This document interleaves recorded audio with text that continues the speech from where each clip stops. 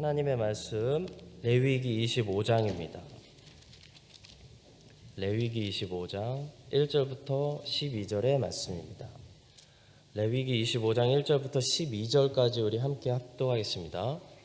여호와께서 시내 산에서 모세에게 말씀하여 이르시되 이스라엘 자손에게 말하여 이르라. 너희는 내가 너희에게 주는 땅에 들어간 후에 그 땅으로 여호와 앞에 안식하게 하라. 너는 6년 동안 그 밭에 파종하며 6년 동안 그 포도원을 가꾸어 그 소출을 거둘 것이나 일곱째 해에는 그 땅이 쉬어 안식하게 할지니 여호와께 대한 안식이라. 너는 그 밭에 파종하거나 포도원을 가꾸지 말며 내가 거둔 후에 자라난 것을 거두지 말고 가꾸지 아니한 포도나무가 맺은 열매를 거두지 말라. 이는 땅의 안식년임이니라. 안식년의 소출은 너희가 먹을 것이니 너와 내 남종과 내 여종과 내 품꾼과 너와 함께 거류하는 자들과 내 가축과 내 땅에 있는 들짐승들이 다 그 소출로 먹을 것을 삼을지니라. 너는 7 안식년을 계수할지니 이는 7년이 7번인즉 안식년 7번 동안 곧 49년 동안이라. 일곱째 달 열흘날은 속죄일이니 너는 뿔나팔 소리를 내되 전국에서 뿔나팔을 크게 불지며 너희는 50년째 해를 거룩하게 하여 그 땅에 있는 모든 주민을 위하여 자유를 공포하라. 이 해는 너희에게 희년이니 너희는 각각 자기의 소유지로 돌아가며 각각 자기의 가족에게로 돌아갈지며 그 50년째 해는 너희의 희년이니 너희는 파종하지 말며 스스로 난 것을 거두지 말며 가꾸지 아니한 포도를 거두지 말라. 이는 희년이니 너에게 거룩함이니라. 너희는 밭의 소출을 먹으리라. 아멘. 오늘은 안식년과 희년에 대해서 살펴보는데요. 안식년에 대해서 3가지, 희년에 대해서 2가지 이렇게 요점들을 중심으로 이 안식년과 희년이라는 제도 속에 담겨 있는 하나님이 주시는 교훈들을 살펴보고 오늘 우리의 삶에 적용할 수 있게 되기를 바랍니다. 자, 먼저 안식년을 보겠습니다. 안식년은 구약의 이스라엘 백성들이 매번 7번째 해에 땅을 사용하지 못하고 쉬게 해야 하는 그런 해를 말합니다.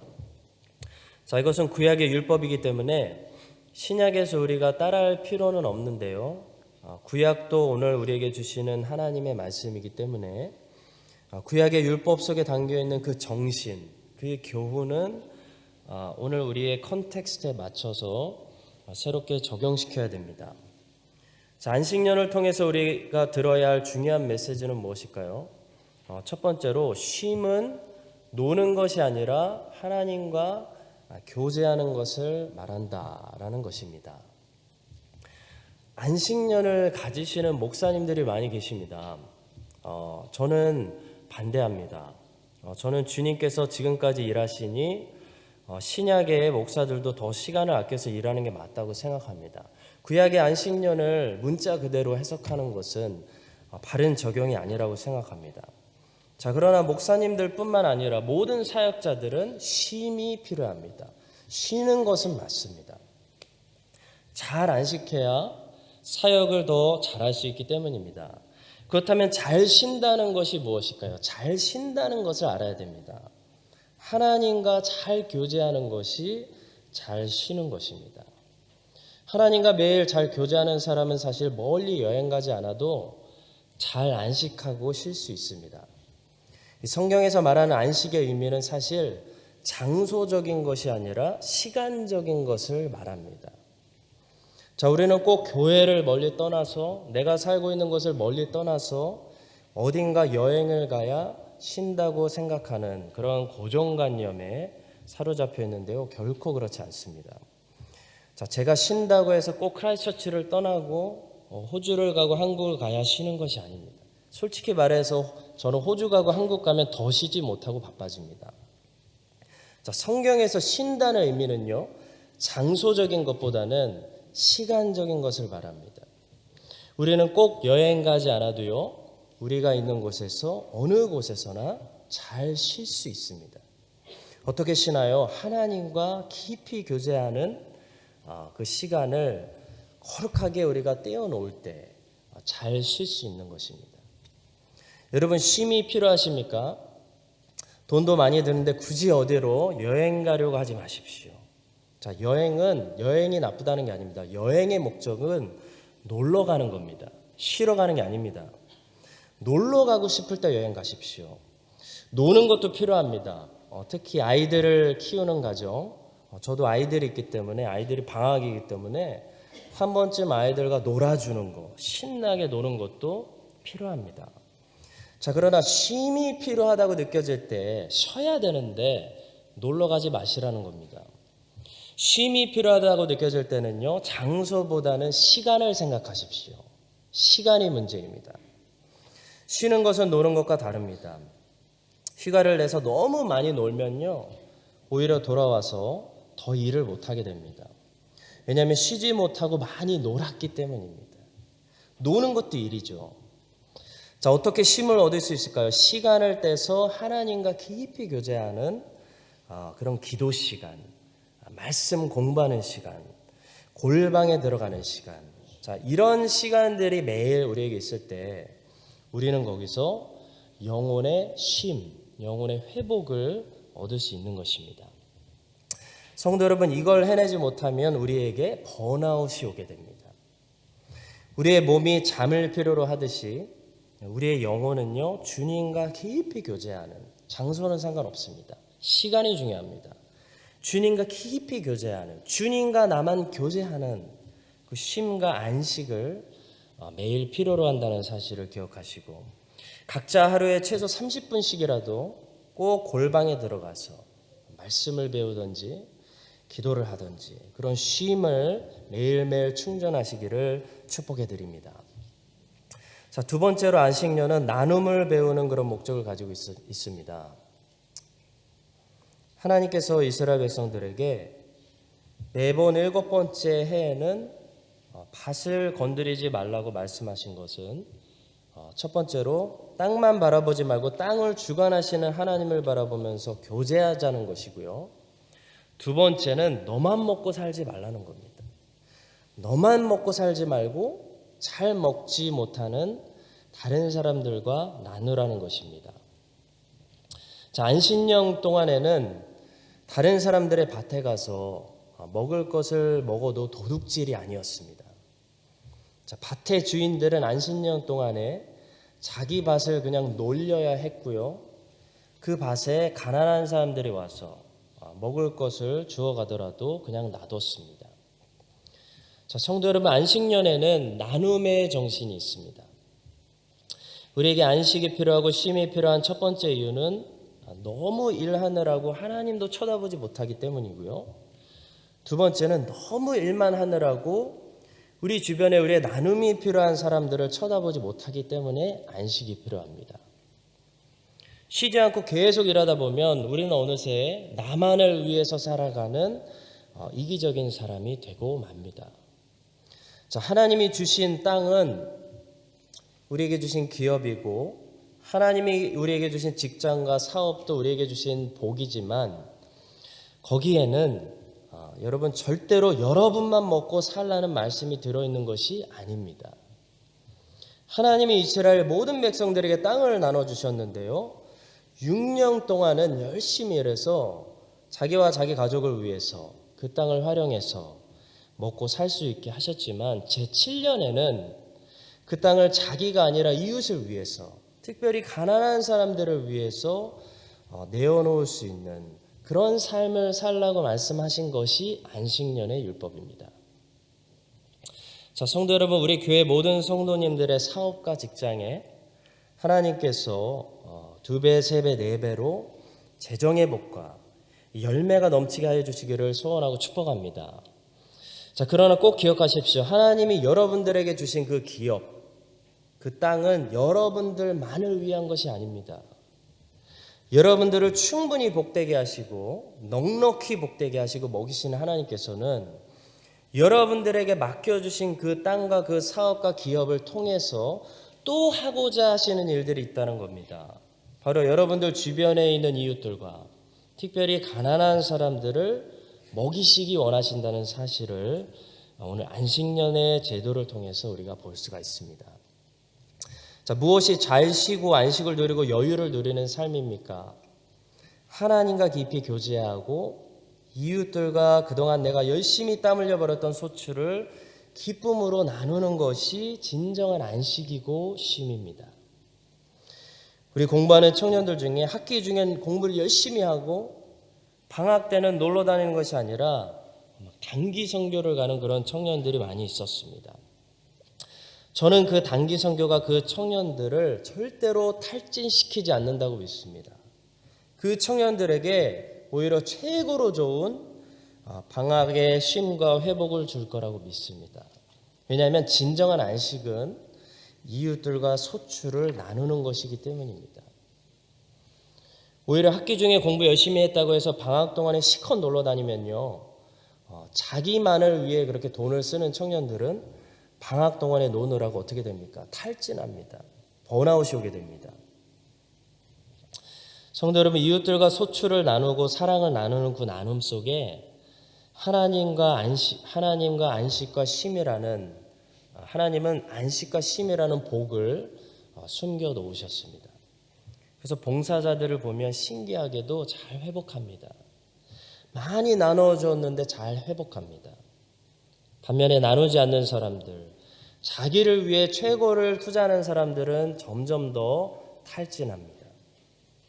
이 사실을 우리가 기억하고 여러분과 제가 안식년의 정신을 계속 이어나가서 나누는 사람들, 나누면서 오히려 내가 쉬고 충전하고 회복을 맛보는 그런 하나님 기뻐하시는 사람들 될 수 있기를 주님의 이름으로 축복합니다. 세 번째로 안식년은 우리의 믿음을 강화시켜 줍니다. 하나님께서는 이 안식년의 율법만 주신 것이 아니라 이 율법과 함께 약속을 주셨습니다. 자, 무엇입니까? 바로 제7년의 안식년을 너희들이 지킨다면 제6년에 필요한 것에 3배를 거둘 수 있는 대풍년을 주시겠다는 약속입니다. 21절 본문을 같이 보겠습니다. 제가 읽겠습니다. 내가 명령하여 6째 해에 내 복을 너희에게 주어 그 소출이 3년 동안 쓰기에 족하게 하리라. 아멘. 참 감사한 것이 하나님은요, 이스라엘 백성들이 안식년을 지키라는 말씀에 순종하기로 결단만 한다면 제6년에 제7년에 먹을 수 있는 양식만 공급하신다는 것이 아니라 보너스로 제8년에도 먹을 수 있는 양식을 풍족하게 공급하시겠다. 3년 쓰기에 족하게 주시겠다라고 하나님이 지금 약속하시는 겁니다. 그러니까 여러분, 결론적으로 안식년을 잘 지키면 이스라엘은 어떻게 될까요? 더 부자가 됩니다.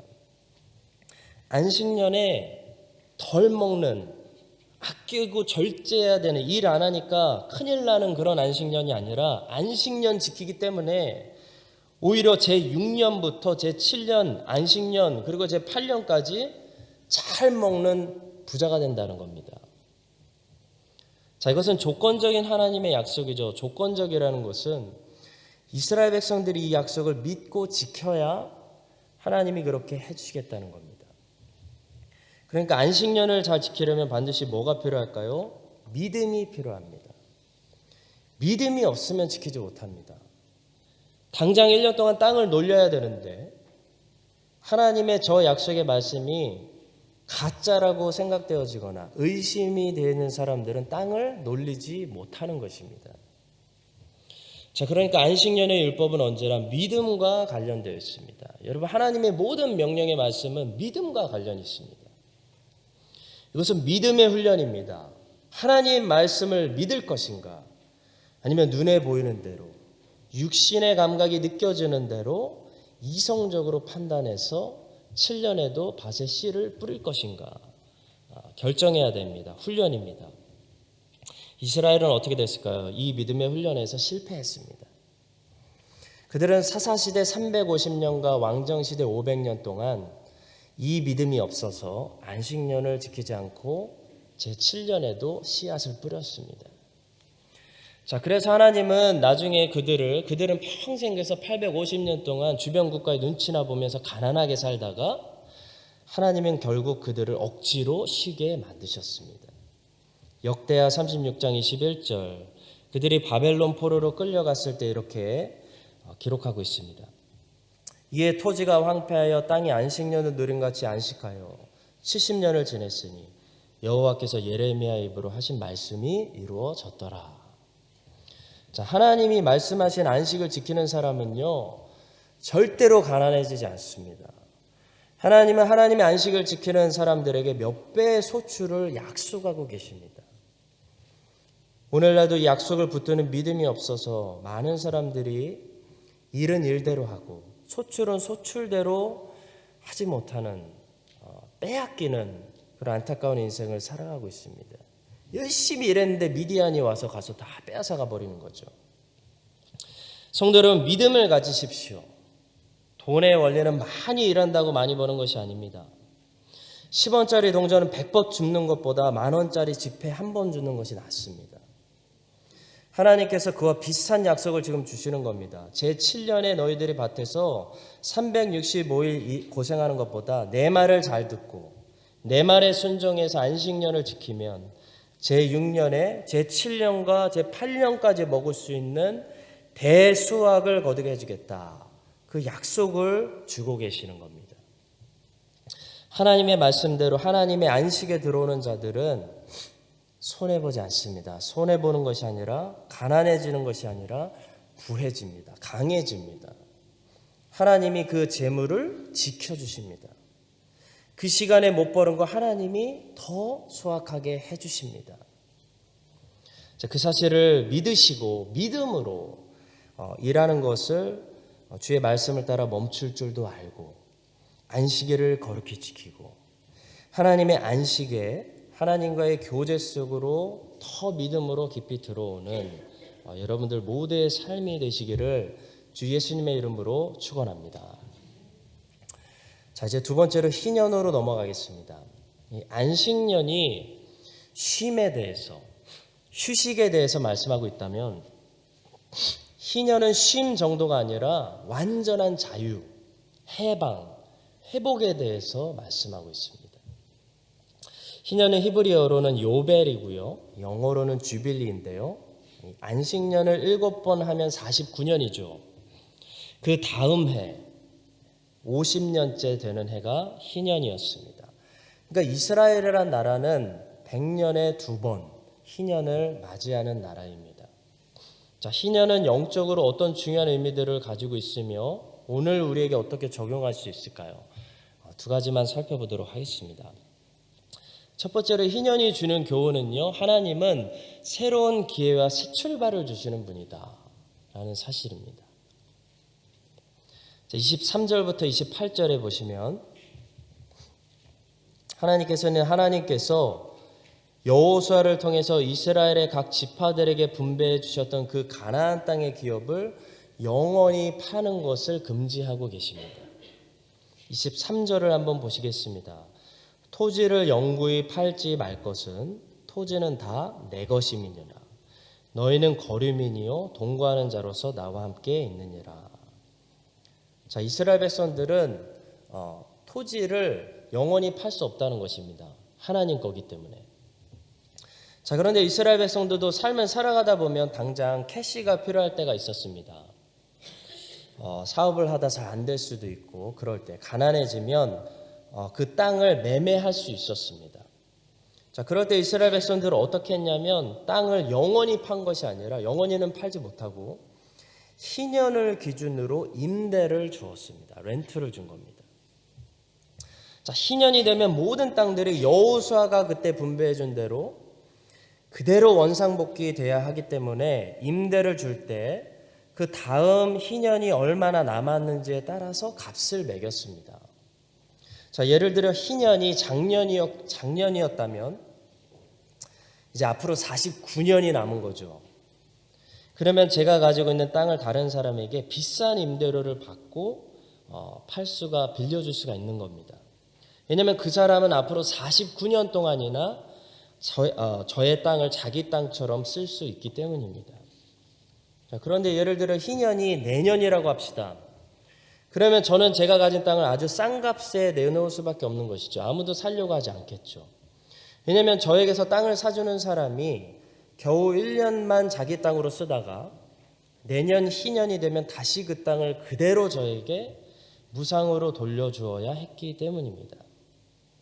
자, 이스라엘 백성들은 땅의 값을 그런 식으로 매겼습니다. 또 종들의 몸값도 그런 식으로 매겼습니다. 성경에는 종에 관한 율법이 많이 나오죠. 여러분, 우리가 종이라고 하면 우리는 유럽 사람들이 아프리카의 흑인들을 강제로 잡아다가 비인간적으로 다루면서 노동을 시켰던 그 노예들을 상상하는데요. 이 구약의 율법에 나오는 종에 관한 법들은 사실 그런 노예들을 가리키는 것이 아닙니다. 이스라엘 사람들도 일하다가 사업하다가 파산하고 돈이 없을 때는 다른 이스라엘 사람에게 종으로 팔려갈 수 있었습니다. 자, 그때 종은 인권을 유린당하는 그런 노예가 아니라 한마디로 돈 받고 가서 일하는 그런 종이었다고 생각하시면 되겠습니다. 굶어 죽는 것보다는 부자 밑으로 팔려가서 종노릇하는 것이 낫겠죠. 그런 사람들이 이스라엘 사회에 꽤 많이 있었다는 겁니다. 참 놀라운 것은 주님은 율법을 통해서 이 종을 어떻게 나이스하게 다루어야 하는지 종의 인권을 지켜주시는 종에 관련된 법이 율법에 많이 나와 있다는 겁니다. 자, 그런데 하나님께서는 희년이 되면 이 종들도 무조건 다시 돌아가게 해줘야 된다라고 종들에게 자유와 해방을 선포하셨습니다. 그것이 희년입니다. 또 돈을 빚진 자가 있을 때 그 빚진 자가 열심히 갚을 수 있을 때까지 갚아야 되지만 다 갚지 못하더라도 희년이 되면 모든 빚을 제로로 청산해 줘야 한다. 이것이 희년의 율법입니다. 자, 한마디로 이스라엘 백성들이 희년을 어떻게 느꼈을까요? 한번 상상해 보시기 바랍니다. 뉴질랜드에 이런 희년이 있다면 우리가 어떻게 느낄까요? 모든 것이 새로워지고 모든 땅이 다시 회복되어지고 모든 것을 새롭게 새 출발할 수 있는 그런 해가 바로 기쁨의 해, 희년이었다는 겁니다. 자, 희년이 100년마다 오지 않고 50년마다 돌아온다는 것은요, 거의 모든 사람들이 인생에 한 번쯤은 이 희년을 경험할 수 있도록 해주시는 하나님의 배려가 거기 담겨 있습니다. 여러분, 구약의 이스라엘 사람이라면 우리가 여러분은 건강만 잘 유지하셔서 일찍 돌아가시지만 않으시면 인생에 한 번쯤은 이 희년을 맞이할 수 있습니다. 한 번쯤은 이 희년을 맞이해서 뭘 얻는 겁니까? 다시 인생을 처음부터 새 출발할 수 있는 기회를 얻었다는 것입니다. 얼마나 부럽지 않습니까? 안 부러우세요? 뉴질랜드에 이런 게 있다고 생각해 보십시오. 처음부터 다시 시작할 수 있는. 여러분, 인생을 다시 한번 처음부터 새롭게 시작해 보고 싶다라는 생각을 한 번쯤은 해보셨을 것입니다. 솔직히. 자, 구약의 이스라엘 백성들에게는 이런 실질적인 소망을 가지고 있었습니다. 그들은 그 소망을 바라보며 기다리며 살았습니다. 젊은 날에 사업을 잘못해가지고 돈을 다 날려버리고 아버지가 물려준 이 땅을 저당 잡힌 사람들, 사고 쳐가지고 빚져가지고 평생 빚을 갚아야 하는 종으로 신분이 전락한 사람들, 그런 사람들에게 3년만 기다리면 희년이다, 5년만 기다리면 희년이다, 그때부터 이제 다시 새 출발이다, 다시 시작이다라는 소망이 있었다는 겁니다. 자, 그런데 여러분, 이런 소망이, 이런 기대가 구약의 이스라엘 백성들에게만 있었다면 얼마나 그냥 부럽고 끝나겠습니까? 근데 성경은 우리에게 이런 말씀들을, 놀라운 말씀들을 오늘 선포하고 있습니다. 고린도후서 5장 17절, 그런즉 누구든지 그리스도 안에 있으면 새로운 피조물이라, 이전 것은 지나갔으니 보라 새 것이 되었도다. 고린도서 4장 16절, 그러므로 우리가 낙심하지 아니하노니 우리의 겉사람은 낡아지나 우리의 속사람은 날로 새로워지도다. 이사야 40장 31절입니다. 오직 여호와를 앙망하는 자는 새 힘을 얻으리니 독수리가 날개치며 올라간 같을 것이요 다른 박제라여도 곤비하지 아니하겠고 걸어가도 피곤하지 아니하리로다. 아멘. 성도 여러분, 희년이 만약 우리에게 임했다면 우리에게 진짜 희년이 임했다면요, 한 가지 분명한 사실은 우리는 모든 것을 새롭게 시작할 수 있다는 것이겠죠. 새 출발할 수 있다는 겁니다. 희년은 우리에게 자유를 선포하고 너 이제 자유야. 너 과거 거기에 얽매여 있지 않아도 돼. 너 그 죄책감에서 완전히 해방이야. 희년이 우리에게 그것을 선포한다는 겁니다. 자, 문제는 이 희년이 지금 우리에게 임했냐는 거죠. 지금 우리가 희년의 때를 살고 있느냐, 아니면 아직도 희년을 기다려야 되느냐, 이게 문제라는 것입니다. 자, 여기에 대해서 성경을 두 곳만 찾아보겠습니다. 먼저 이사야 60장입니다.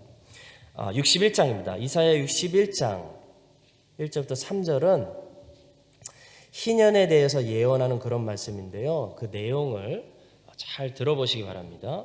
이사야 61장입니다. 주 여호와의 영이 내게 내리셨으니 이는 여호와께서 내게 기름을 부으사 가난한 자에게 아름다운 소식을 전하게 하려 하심이라. 나를 보내사 마음이 상한 자를 고치며 포로된 자에게는 자유를, 갇힌 자에게는 노임을 선포하며 여호와의 은혜의 해와 우리 하나님의 보복의 날을 선포하여 모든 슬픈 자를 위로하되. 얼마나 좋습니까? 모든 슬픈 자를 위로하되 무릇 시온에서 슬퍼하는 자에게 화관을 주어 그 죄를 대신하며 기쁨의 기름으로 그 슬픔을 대신하며 찬송의 옷으로 그 근심을 대신하시고 그들이 의의 나무 곧 여호와께서 심으신 그 영광을 나타낼 자라 일컬음을 받게 하려 하심이라. 너무 좋은 희년의 그 내용인데요. 희년이 만약 너희의 때에 임한다면 이런 일들이 일어날 것이다 라고 지금 선포하는 그런 말씀입니다. 근데 놀라운 것은, 참 감사한 것은 우리 예수님께서 나사렛 회당에서 처음으로 첫 설교를 하시면서 이 이사야 61장 본문을 읽으시고요, 이런 말씀으로 설교를 마무리하셨다는 것을 우리가 잘 알고 있습니다.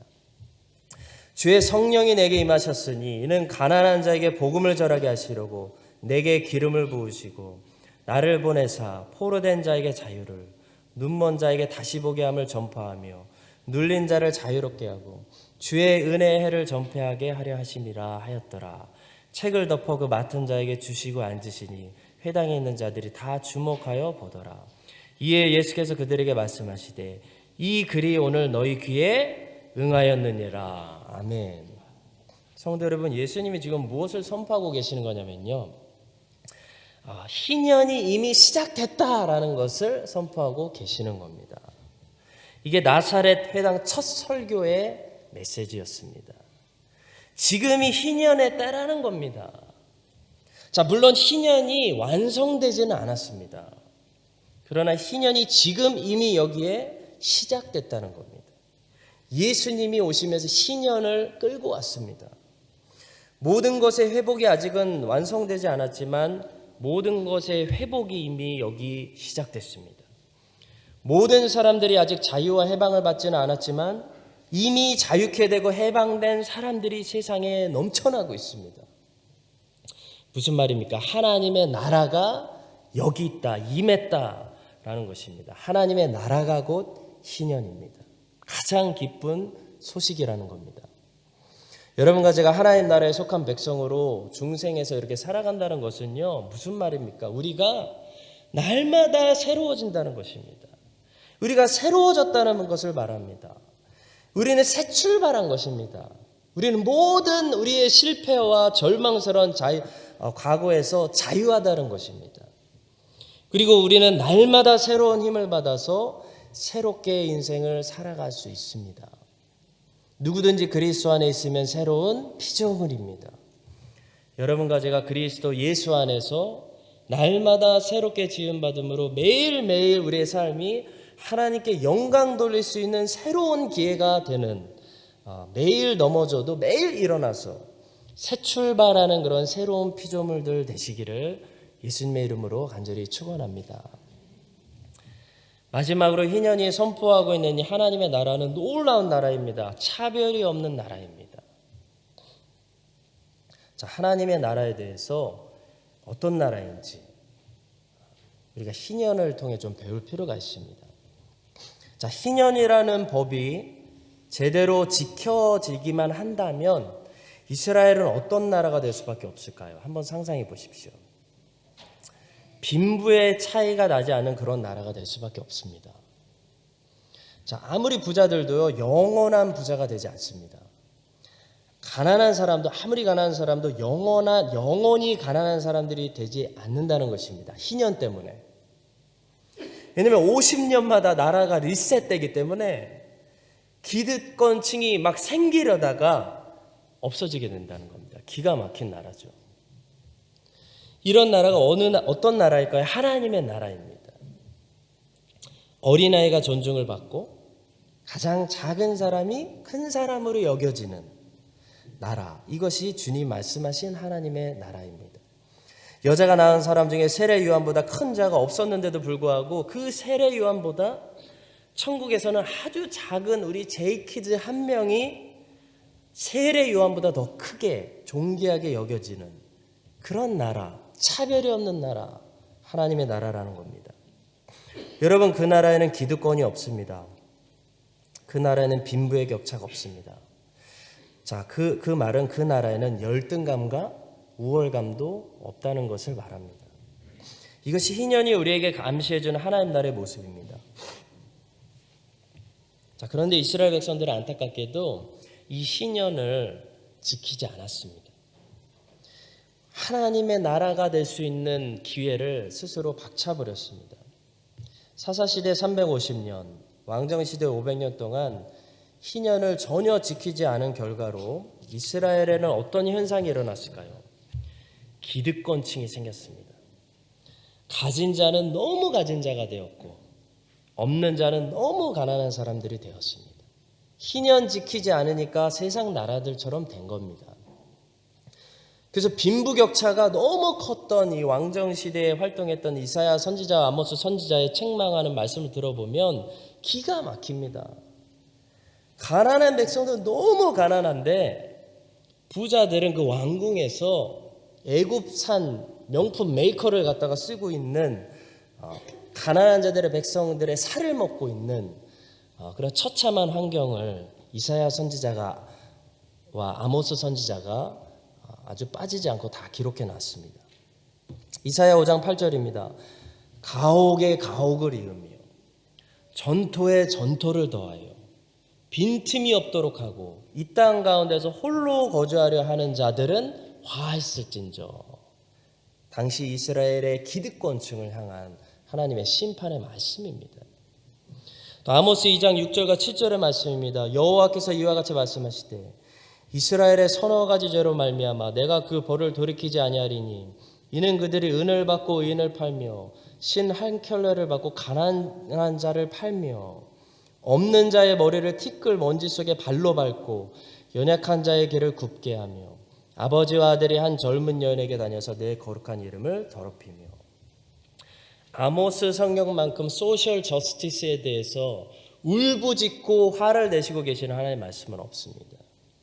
왜 소셜 저스티스가 필요했습니까? 왜 사회 정의가 무너졌습니까? 기득권층 때문입니다. 욕심을 부렸던 사람들 때문입니다. 자, 이스라엘이 하나님의 말씀대로 순종해서 만약에 안식년을 지키고 또 희년을 지켰다면 그 결과로 반대 결과는 어땠을까요? 만약에 지켰다면. 자, 그 결과는 모두 넉넉하고 모두 충분하고 그 나라에 가난한 사람이 없는 그런 나라가 되었을 것입니다. 자, 그것이 하나님의 나라입니다. 모두 만족하고 모두 넉넉하고 모두 충분한 나라. 그런 나라가 하나님이 다스리는 나라입니다. 성도 여러분, 이스라엘이 희년을 지켰더라면 이스라엘은 경제적으로도 부하고 강한 나라가 되었을 것입니다. 그렇게 될 수밖에 없습니다. 보십시오. 희년은 안식년 다음입니다. 자, 7번째 안식년이 49년째 해인데요. 49년째 해 안식년이기 때문에 그때도 일하지 못하고요. 희년이 온다면 희년에도 일하지 못합니다. 무슨 말입니까? 2년 연속 땅을 놀리고 땅에서 경작을 하지 못했다는 결론이 나옵니다. 그 얘기는 뭘까요? 하나님이 이스라엘을 2년 동안 굶기셨다는 걸까요? 전혀 그렇지 않습니다. 하나님이 2년 동안 땅을 경작하지 못하도록 하셨다는 말씀이 뭘까요? 그만큼 하나님께서 큰 풍년을 주셔서 이스라엘이 2년 동안 땅을 손대지 않아도 충분히 먹고 살 수 있는 정도로 다른 나라들이 막 조공을 갖다 바치는 다윗 시대와 같은 그런 나라를 부강하게 해주신다는 것을 말씀하는 겁니다. 이스라엘이 만약 하나님의 말씀을 잘 지켰더라면 이스라엘은 진짜 강한 강대국이 되어서 49년째 안식년을 지키고 50년의 희년을 지켜도 이 경제가 전혀 끄떡하지 않는 그런 주변 나라들이 부러워하고 갖다가 절하고 조공을 갖다 바치는 그런 부강한 나라로 하나님이 만들어 주시겠다고 약속하시는 겁니다. 자, 그런데 이스라엘은 하나님을 불신했습니다. 못 믿겠다. 내 힘으로 일해야 되겠다. 그게 이스라엘의 선택이었습니다. 여러분과 저의 오늘 선택이 그 선택이 되지 말아야 됩니다. 하나님을 믿지 못하고 안식년에도 땅을 경작했고 그들의 희년에도 종들을 해방시키지 못했습니다. 종들 해방시키면 손해날까 봐 해방시키지 못했습니다. 그 결과 어떻게 됐습니까? 이스라엘은 가난해졌습니다. 주변의 강한 강대국들 사이에서 늘 정치를 하며 눈치를 봐야 했습니다. 사랑하는 성도 여러분, 오늘날 이것이 우리 교회들의 삶이 되면 안 되겠습니다. 하나님의 백성이 하나님의 말씀대로 살면요 어떻게 됩니까? 부강해집니다. 세상 사람들이 하나님의 백성들의 눈치를 보기 시작합니다. 그런데 하나님의 백성이 하나님의 말씀대로 살지 않는 순간부터 하나님의 백성들은 가난해지고 약해지고 세상 사람들의 눈치를 보고 살게 됩니다.